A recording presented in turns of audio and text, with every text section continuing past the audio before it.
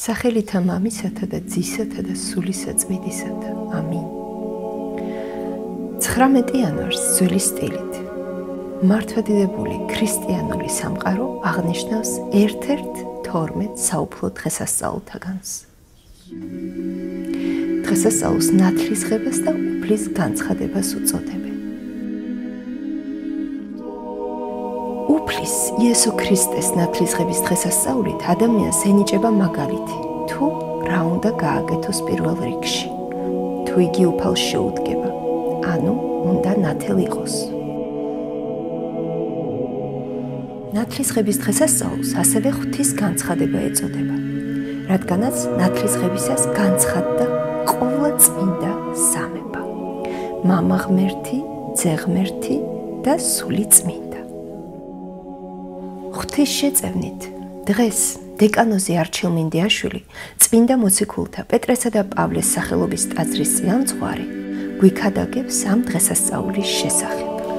სახელითა მამისაითა და ძისაითა და წმინდისა სულისაითა. პირველ ყოვლისა ყველას გილოცავთ მართლმადიდებელ ქრისტიანებთა ნათლისღების დღესასწაულს და ამასთან დავსვენ რომ არსებობს სამი რიგი დღესასწაულებისა: მცირე, დიდი და საუფლო. ამ უკანასკნელთან, ანუ საუფლო დღესასწაულთან რიგს განეკუთვნება აწინდელი დღესასწაულის ნათლისღებისა, რომელსაც სხვაგვარად ეწოდება ღვთის განცხადება. რა მიზეზისთვის? იმის გამო, რომ მაცხოვრის ნათლისღების შამს მდინარე იორდანეში პირველად განცხადდა, რომ ერთი ჭეშმარიტი ღმერთი სამებით იდიდების: მამაი და ძეი და სული წმინდაი. მოდით ეს კითხვას დავსვათ, რატომ სწორედ წყალში აღესრულა ნათლისღება უფლისაჩვენისა იესო ქრისტესი.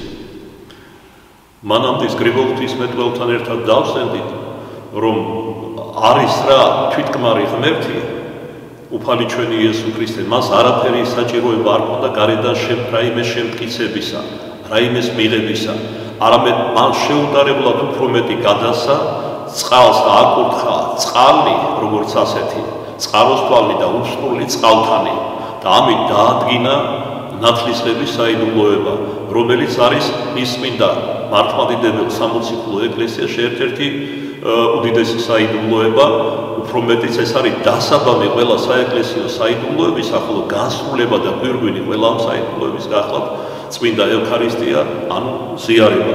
სხვათა შორის, როდესაც უფალი ჩვენი ჯვარს აწვეს და ლონგიროს ასისთავმა დასამოწმებლად იმაში, რომ განუტევა სული უფალმა, მარჯვენით კერძო, როგორც იოანესაგან სახარებაში ვკითხულობთ, აწგერა ლახვარი და როგორც ამოწმებს ეს მახარებელი, გარდა მოხდა მისი გვერდისაგან სისხლი და წყალი.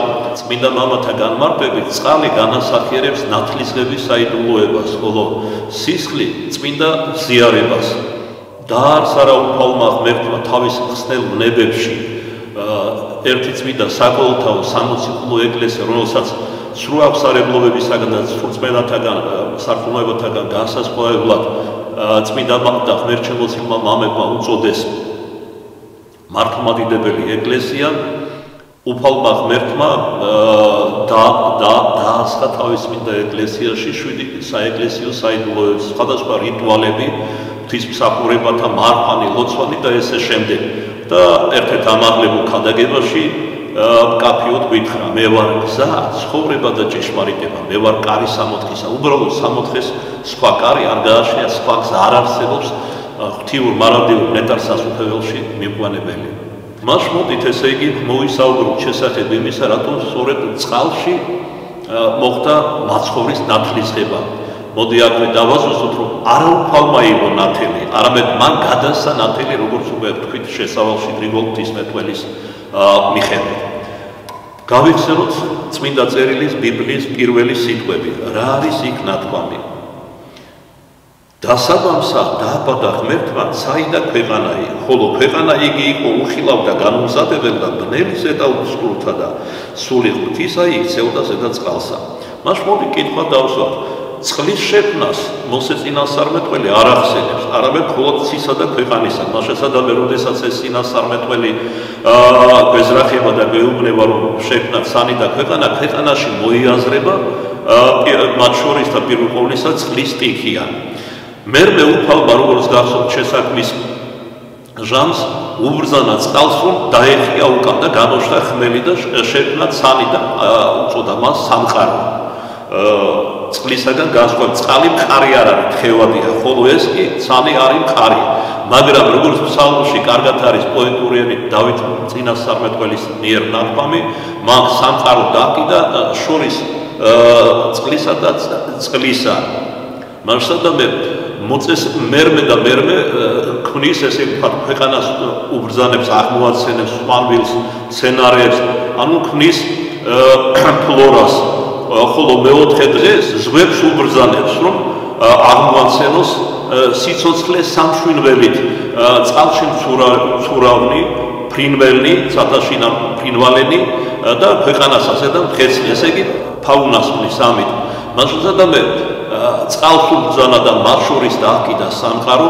წყლიდან აღმოაცენა პირველი სიცოცხლე სამშვიდობის ხოლო რაც შეეხება ადამიანს მოგეხსენებათ რომ შესაქმის მეექვსე დღეს შექმნა განსაკუთრებულად ადამიანი თიხისაგან მიწისა მოსილა და შთაბერა სული შემდეგაც ესე იგი აი რას ამბობს წყლის შესახებ ერთ-ერთი დიდი წმინდა მამა მდელმოწამე იპოლიტე რომაელი თუ რა არის წყალი და რა მნიშვნელობა აქვს ადამიანისათვის და საერთოდ სამყაროში. რომელი ნიჭია ეგოდეთ აუცილებელი როგორც წყალი, კითხულობს წმინდა იპოლიტე. წყლით ყოველივე განიბანება. შეგახსენებთ რომ ძველ აღთქმაშიც არსებობდა გამბანვის რიტუალი, რომელიც ერთგვარად ესე წინასახე იყო ქრისტიანული ნათლისღებისა. ესა თუ ის შემთხვევები იყო ცოდვის და სიმძიმილის სოდვის განხილული და ამისთან მიხედვით დაწესებული იყო წყალში გამბანვა გარკვეული წესით. რაც მოსეს მიერ მოსაუფალმა ღმერთმა რჩეული ერისმულებს ისრაელიანებს. მას წყლით ყოველივე განიბანება, ასევე საზრდოობს და მოირწვის. წყალი არ ყუნებს მიწას, წარმოშობს სვარლებს, განაპოხებს ვას, თავთავის სიმწიფეში მოხავს, ყურძენში სიმწარეს განაქარვებს, არბილებს ზეთისხილის ნაკობს, ატკბობს პალმას, ამკობს ვარს, ფერებით ფარავს იას, ასაზრდოებს შროშას. საერთოდ ძველი მამებისთვის დამახასიათებელი არა მარტო დიდი ცოდნა ღვთისმეტყველებისა და ღვთისმეცნიერებისა, არამედ პოეტური აზროვნება და მეტყველებას, ჭერძმეტყველებასთან ერთად. მაგრამ რა საჭიროა ბევრის ლაპარაკი, ვეკითხება წმინდა იპოლიტე რომაელი. უწყლოდ ჩვენგან ხილულს არაფერს ძალუს არსებობა. წყალი იმდენად აუცილებელია, რომ მაშინ, როდესაც ყველა სტიქია საცხოვრისი ცისქვეშეთ შეაქვს, მან თავისი სამყოფელი ზესტად საფასა მიიღო, როგორც ფსალმში არის ნათქვამი დავით წინასწარმეტყველის მიერ. ახებდით უფალსა ცანით სათანი და წყალნი ზესკნელს სათანი. მარსადამე ზესკნელშია მოთავსებული წყალი. არსებობს ასეთი ძველი განზომილება: ზესკნელი, ქვესკნელი, გარესკნელი. სხვათა შორის სულხან საბასაც აქვს ეს აღწერილი და ამასობაში მისტიურად ჯვარი გამოისახება მთელ სამყაროში. რაც ერთგვარად წინასწარმეტყველება იყო, რომ ასეთად ქმნიდა სამყაროს, რომ მოვიდოდა ჩვენი ხსნა ჯვრიდან, რაც უფალმა აღესრულა ჯვრიანი გმირობით მას შამსაშინა. მაგრამ ვიდრე უფალი ჯვრითა და სისხლით გამომისყიდი და მან წინასწარ მოასწავა არაერთ გზის, ესეც მინდა დავსინო, წმინდა საეკლესიო საიდუმლოები. აი მაგალითად, როდესაც გენესარეთის ტბის პირას უდაბნოში 5000-ზე მეტი გარდა დედებისა და ბავშვებისა დააყურა ტიპურითა და ორი თევზით, ანუ 5 და 2 ერთად 7-ია, ამით წინასწარ სიმბოლურად, ალეგორიულად მოასწავა 7 საეკლესიო საიდუმლო, რომელსაც შესავალში ვილაპარაკე და რომელიც დასხა თავის წმინდა ეკლესიაში. ასევე, როდესაც როგორც ვახსენეთ უკვე გვერდში უძგირეს და გარდამოხდა სისხლი და წყალი და სხვადასხვა. სხვათა შორის ეს სიმბოლო ალეგორიები მიმანიშნებელი ქრისტეს წინებებში ეკლესიის დაარსებისა და მიცი წესგანგებისა მოცემული არის ძველი აღთქმის სხვადასხვა წიგნებში და მათ შორის დიდსა და მცირე წინასწარმეტყველებში. მაგრამ მხოლოდ ამით ამბობს წმინდა იპოლიტე არ შემოიფარგლება წყლის მნიშვნელობა. იგი იმაშიცაა, რომ თავად შემოქმედი ყოველივესი ქრისტე გარდამოხდა ვითარცა წვიმა, ნათქვამია ოსე წინასწარმეტყველთან. შეცნობილი იქნა ვითარცა წყაროსთვალი, ამბობს იოანე ღვთისმეტყველი. განეფინა ვითარცა მდინარე, ნათქვამია იმავე იოანესთან და ნათელს იყო იორდანესაშინა. რასაც ამოწმებენ 4 სახარებიდან 3 სინოპტიკოსი მახარებელი მათე, მარკოსი და ლუკა. რამე თუ იესო მოდის რა იოანესთან ნათელს იღებს მისგან იორდანესა შინა.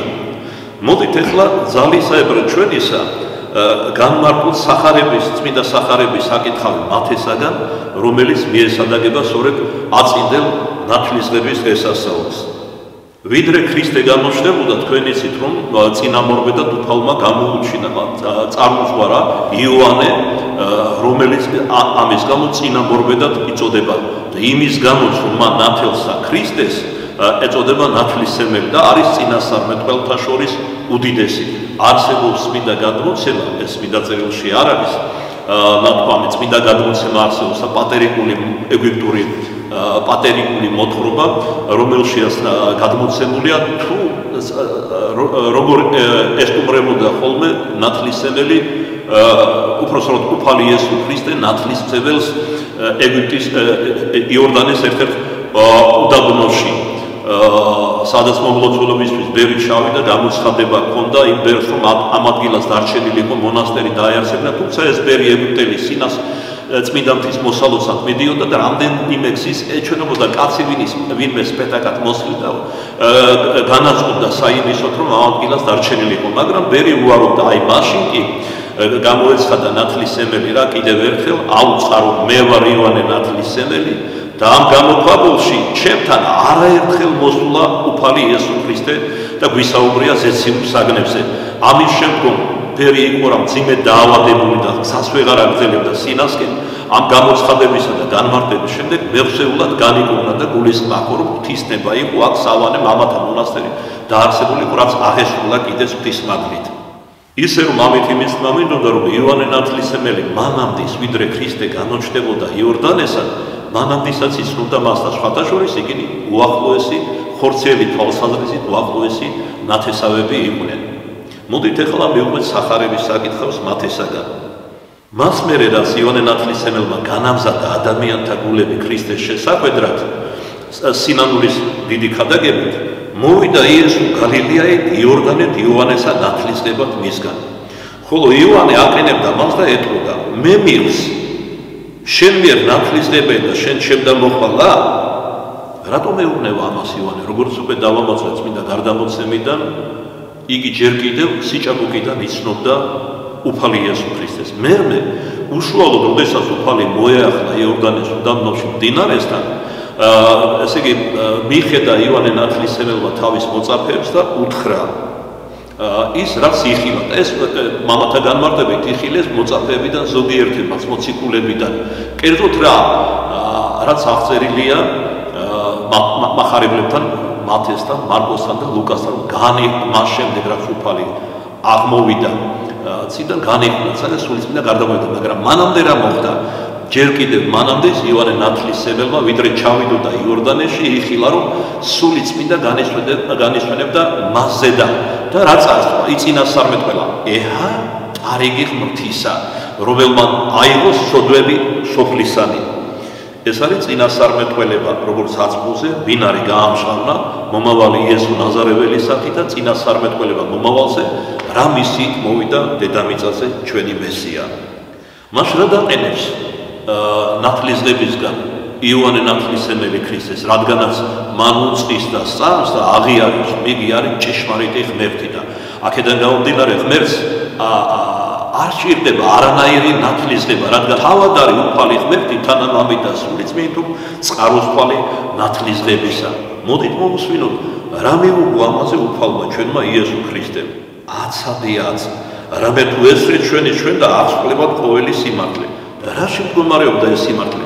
რამდენადაც შენ უწყი, რომ მე ვარ ჭეშმარიტი და სრული ღმერთი და იმავ დროს ვარ ჭეშმარიტი და სრული კაცი, მივიღე რა ხორციელი ბუნება სულისაგან წმინდისა და მარიამ ქალწულის ქალწულებრივ თვეთაგან, როგორც მის პარაკლიშია ნათქვამი და არაერთ ლოცვაში, კერძოდ წმინდა და უბიწო სისხლთაგან ქალწულისა ყველაფერი მივიღე გარდაცოდვისა, ჯერ არს მეც დავემორჩილო შენს ნათლისღება კაცობრივ და შთავიდე, მაგრამ შენ ხომ უწყი რომ შთავალ არანათლისღება იორდანეში, არამედ რათა ნათელი მივანიჭო მას.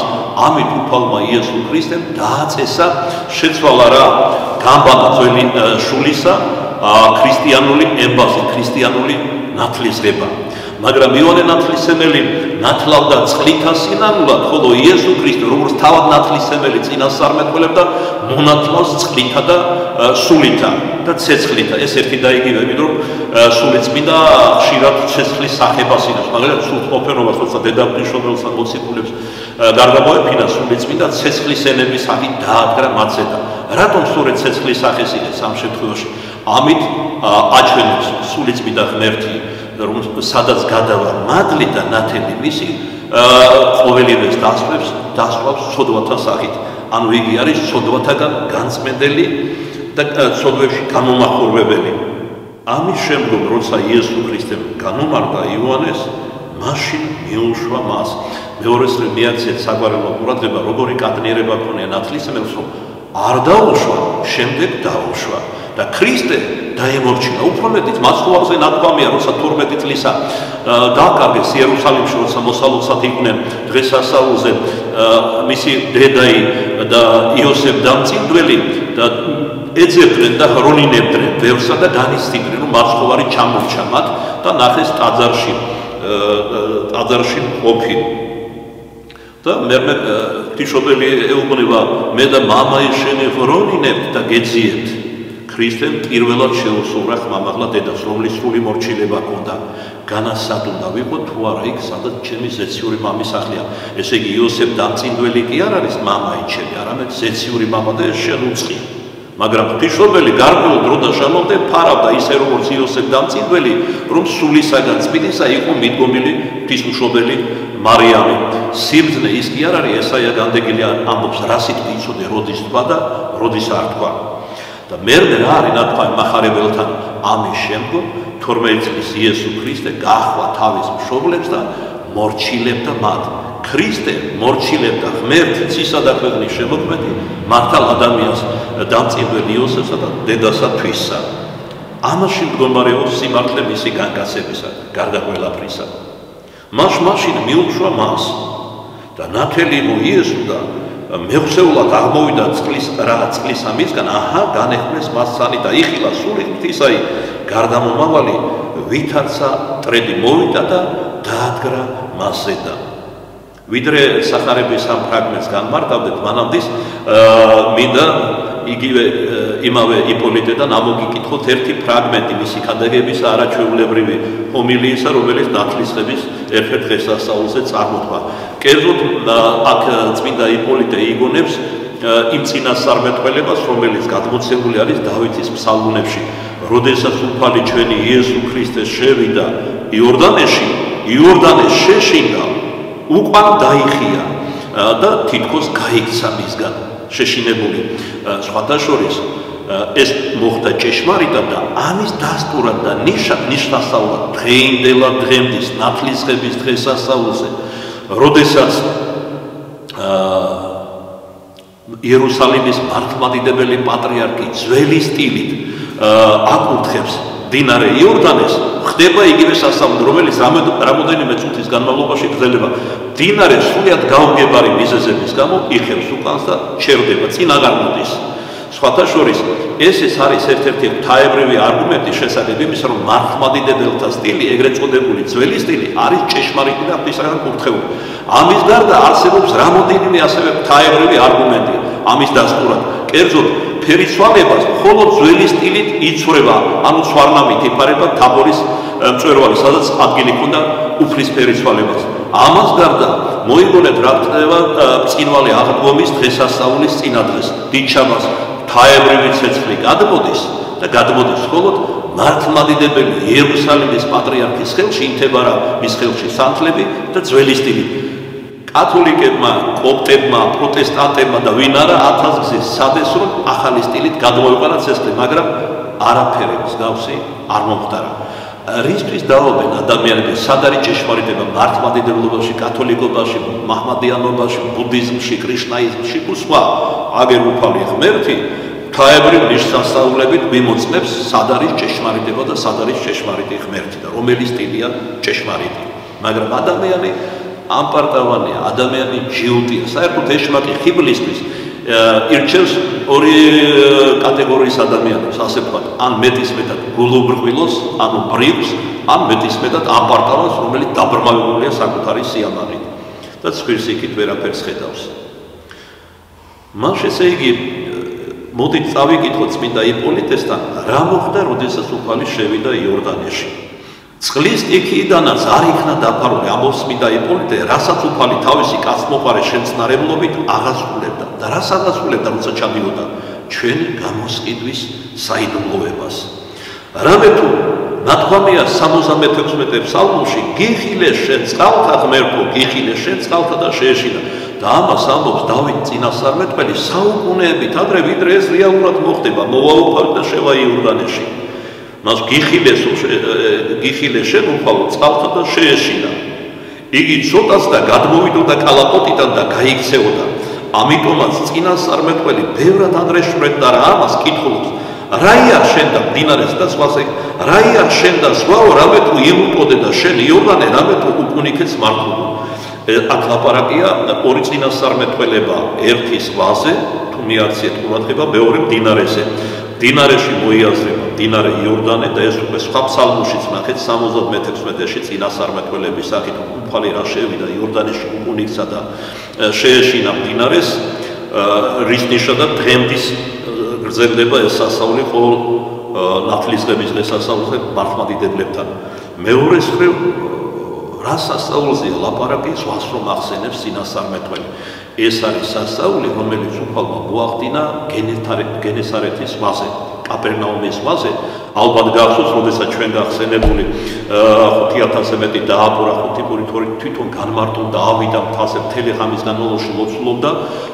შუაღამისას ვიდრე განთიადი დადგებოდა საშინელი ზღვათაღელვა ატყდა ქარბორბალა დატრიალდა ამასობაში მოციქულებს უბრძანა ვიდრე ავიდოდა თავზე რომ დამსტარიდნენ ჩამსტარიდნენ ნავში და გადაეცურა ეს ზღვა და კაპერნაუმში მისულიყვნენ და მოციქულები დაინთქმებოდნენ როგორც იტყვიან ხოლმე სიკვდილს ფალებში უყურებდნენ შეეშინდა შეძრწუნდნენ და სწორედ მაშინ როცა ის იყო უნდა გადაწყვეტილი იყო იმედი გადარჩენისა ზღვათაზე და გამოჩნდა მსგავსება ქრისტესი. და ესე იგი რა შეეშინდა უსტრო მათხოვნას და გადასახაუფა ნუგეშინი მე ვარ. ანუ ნუგეშინის სემამისა სიტყვა ნუგეში სხვათა შორის აქედან მოდის. და გახსოვს ცნობილი სასწაული, როდესაც ესე იგი პეტრემ თქვა თუ შეხარ მიბრძანე გარდამოვალ და ასეც მოხდა. ვიდრე თვალსაწიერში ყავდა პეტრე მოციქულს მაცხოვარი, არიზირებოდა და ქრისტესავით როგორც ხმელეთზე მიმოდიოდა ზღვაზე, მაგრამ როგორც კი ქარბორბალა დატრიალდა, გაძლიერდა, თვალი მოსვიდა ქრისტესა შეხედა, სტიქიონებს ადამიანურად შეეშინა, ანუ იკლო რწმენა მიბადა ადამიანურმა შიშმა და დაემფექტება რა ბუნების კანონებს. და ჩაძირვა იწყო ზღვაში. ეს ხდება წამის ყოფებში, მაგრამ ხედავთ საყვარელი მოციქული, რომელიც განსაზღვრულია მოციქულთა თავად, იმაზე ადრე არ იხსნა უფალმა, ვიდრე არ შესთხოვა. შემეწიე მე, ესე იგი ჩვენს განსაცდელებში უნდა შესთხოვოთ უფალს, არ უნდა მივენებოთ მოწყენილობას, კაეშას, ზევდას, უიმედობას და ესე შემდეგ. როგორც კი შესახა მეხსაშინა ნათქვამია, ანუ მეხსეულად მაშინ ხელი უყრა და აღმოიყვანა ნავში. რა მოხდა ნავში, როცა შეღო უბრძანა და შერისხა სტიქიონი და დაყუდნა ზღვაი. აი ეს იგულისხმება დავითის წინასწარმეტყველებაში. ზღვას რომ უბრძანა და დაყუდნა, დაწყნარდა, ხოლო მდინარე შეეშინდა, როცა შევიდა და უკუნიქცა. ეს წინასწარმეტყველება დავითისგან გადმოცემულია 113 ფსალმში. წყალი პასუხობენ, ესე იგი წინასწარმეტყველი ეკითხება ზღვას და მდინარეს. რაია შენ და ზღვაო რამე თუ ილუტოდე და შენ იორდანე რამე თუ უკუნიქეც მართლობუნ, წყალი პასუხობენ ზღვას და მდინარეს. ჩვენ ყოველთა შემოქმედი ვიხილეთ მონისხამით და მე ვერ მივხვდით რა ამ საიდუმლო განგებულებას დავიძარით ადგილიდან შიშის გამო. გარდა მაგისა, ჩვენ წავიკითხეთ უკვე რომ უფალი, როდესაც აღმოვიდოდა იორდანიდან, ცანი და ცანი განეხვნეს და განეხვნეს და იხილეს სული წმინდა ერთ-ერთ მახარებელთან თუ არ ვცდები მარკოსთან წერია, ლუკასთან წერია, ხორციერებრივი სახით გარდა მოხდა. არაზმანებით, არა ჩვენებით, არა გამოცხადებით, არამედ ხორცილებრივი საკით გარდა მოხდა. მაგრამ სხვა מחარებელი იგივე ლუკა მათისგან შედარებით აზუსტებს კიდევ ერთ ძალიან მნიშვნელოვან ნიუანსს. ილოცვი და თვისატუფალი და მერმეღა განეღნესანი. ესე იგი, ამ სასწაულის წინაპირობა იყო ლოცვა. ისო როგორც ჩვენ ფერიცვალება ვახსენეთ შესავალში, ვიდრე ღვთიური დიდებით იხილავდნენ მოციქულებს, რომელსაც დამძიმებული იყვნენ ძილით, გადაღლილი ამდენი სიარულით, მისიონერული მოღვაწეობით და სხვა და გამოეღვიძათ სწორედ მაშინ, როცა ფერი იცვალა უფალმა, ანუ როგორც გრიგოლ პალამამოს, უფალმა კი არ იცვალა, გარედან კი არ მოადგა ეს დიდება და ნათელი, ის იყო წყაროსთვალი. მაგრამ რა არის უეჭველი პირობა ღვთიური დიდება რო გამოჩნდეს, ამბობს გრიგოლ პალმა, ეს დიდი ღვთისმეტყველი გვიანდელი შუა საუკუნეების ლოცვა და განმარტოება. უფალმა დატოვა მოციქულები, განშორდა ქვის სათხოვს ადგილზე ერთხან, ესე იგი ერთგვარ მანძილზე განშორდა და მიეცა გულმხურვალე ლოცვას. თქვენ გახსოვთ, რასაც ილოცვი და უფალი, აი ეს ორი პირობა, ლოცვა და განმარტოება ჩვენს წესად დაგვიდეს მამებმა.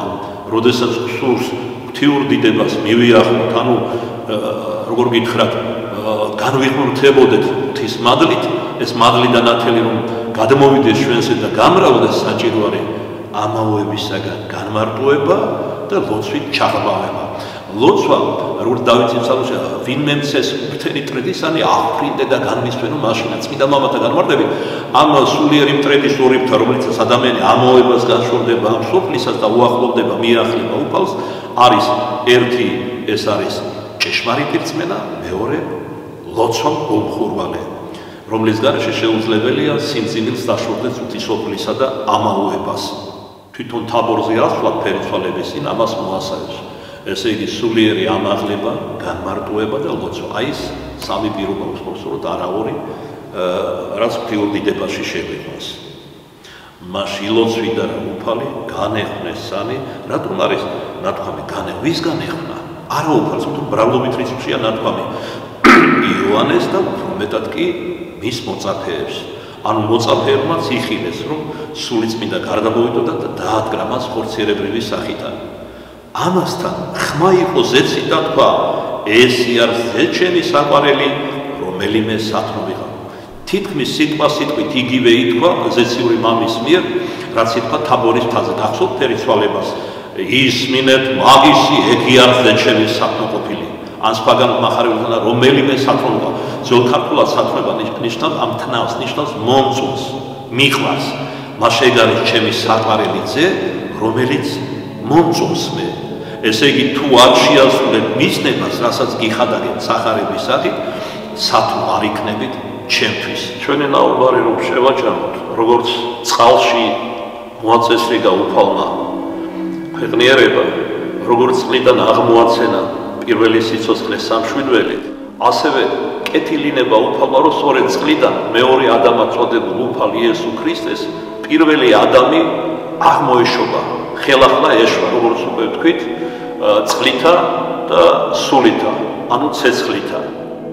წმინდა დიმიტრი როსტოველი ახლად ნათელღებულებს უწოდებს სულიერ არწივებს, რომელიც ღმერთმა იორდანის წყლიდან აღმოხორცნა, იმიტომ რომ როდესაც მოძღვარი ვთქვათ, აკურთხებს წყალს ნათლისღებისთვის ადამიანის მოსანათლად, თუ იკურთხება დიდი აიაზმის წესით ან მცირე აიაზმის წესით, მასში ერთგვარად მეორდება ის საიდუმლოება, რომელიც ჩვენმა უფალმა აღასრულა იორდანის წყლით. ანუ იორდანის წყლის მადლია, როგორც მცირე აიაზმით ნაკურ წყალს, ასევე დიდი აიაზმით, ასევე ნათლისღების წყლებსაც, რომლითაც ადამიანი ინათლება. მოკლედ, ვთქვათ, აი ეს არის ნამდვილი შინაარსი მაცხოვრის ნათლისღებისა, რომელსა მხოლოდ საშვენის დიდება, პატივი, სიტყვება და თაყვანისცემა თანა მამით და სული წმინდით აზდა მარადის და უგუნითი გულისამდე. ამენ. განეცხადე დღეს ყოველსა სოფელსა და ნათელი შენი უფალო აწ მოისახა ჩვენ ზედა, მეცნიერებით მცნობთა მათ შენთა და განცხადე ნათელო შეუხებელო.